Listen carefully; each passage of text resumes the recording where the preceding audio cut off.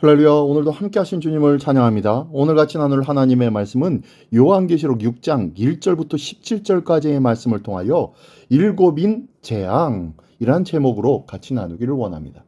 자, 오늘 본문의 말씀 요한계시록 6장은 어린 양이 일곱인을 하나씩 하나씩 떼실 때 세상 가운데 펼쳐지는 심판의 단계를 보여주고 있습니다. 이 장면은 종말의 두려움을 일깨우기 위한 것이 아니라 하나님의 구속 역사 안에서 심판조차 주권적으로 다스리신다는 사실을 보여주고 계시해주는 말씀입니다.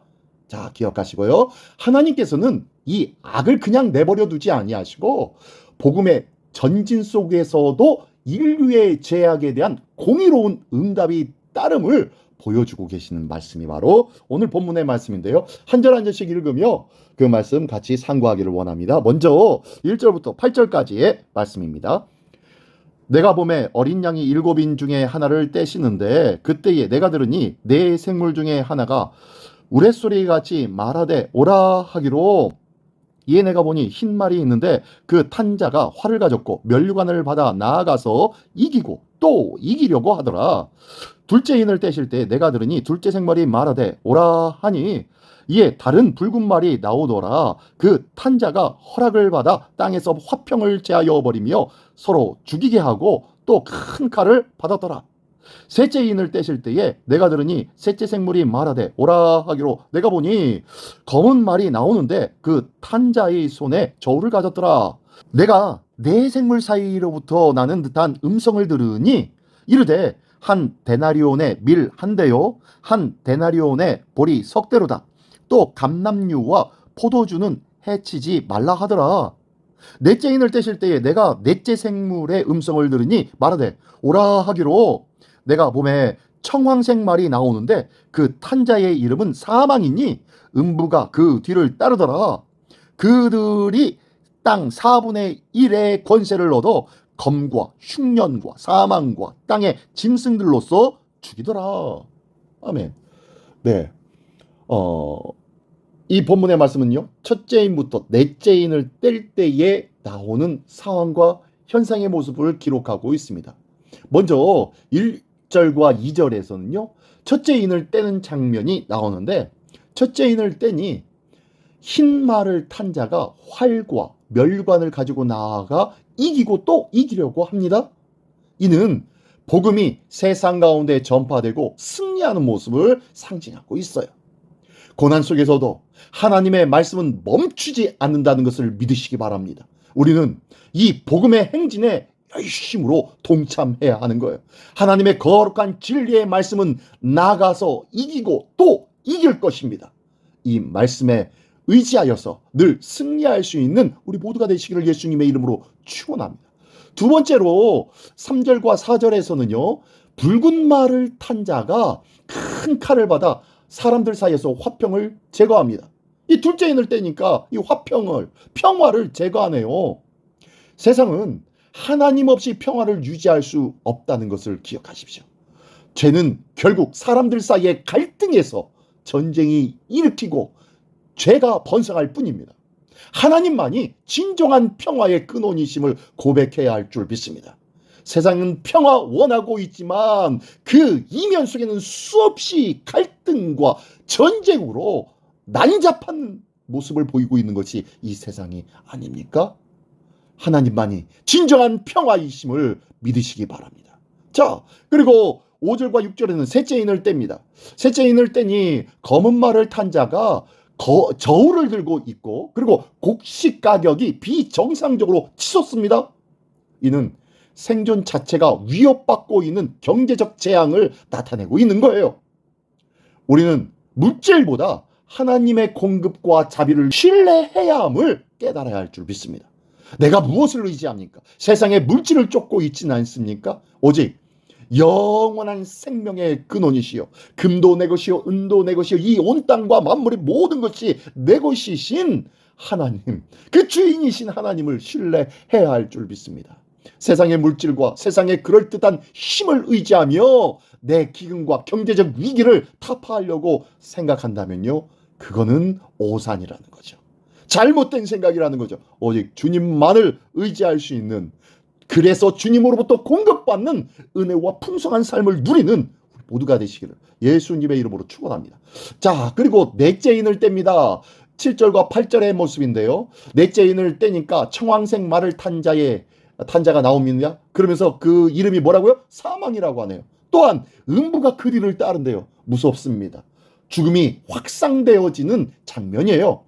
땅의 4분의 1이 칼과 기근과 질병으로 죽게 되어지는 모습이 나온다고 말씀하고 있습니다. 하나님의 심판은 부분적으로 나타나지만 분명하다는 것을 기억하십시오. 회개 없는 인류의 끝은 파멸임을, 죽음임을 경고하고 있는 말씀이에요.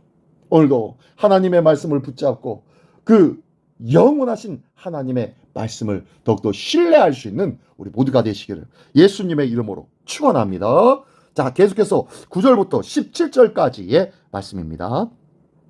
다섯째 인을 떼실 때에 내가 보니 하나님의 말씀과 그들이 가진 증거로 말미암아 죽임을 당한 영혼들이 제단 아래에 있어 큰 소리를 불러 이르되 거룩하고 참되신 대주제여 땅에 거하는 자들을 심판하여 우리 피를 갚아주지 아니하시기를 어느 때까지 하시려 하나이까니 각각 그들에게 흰 두루마기를 주시며 이르시되 아직 잠시 동안 쉬되 그들의 동무 종들과 형제들도 자기처럼 죽임을 당하여 그 수가 차기까지 하라 하시더라.